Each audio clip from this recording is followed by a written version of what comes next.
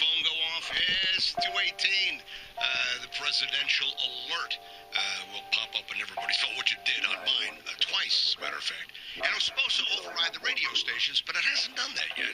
So let's wait and see what happens. We're going to pretend our big... That's exactly why I agreed to take the test.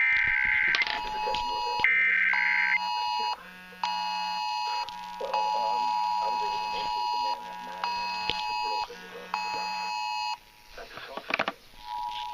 This is a test of the National Emergency Alert System.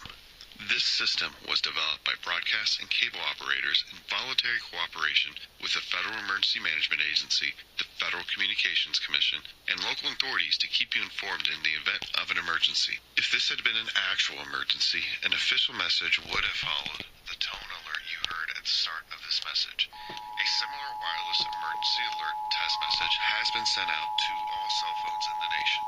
Some cell phones will receive the message, others will not. No action is required.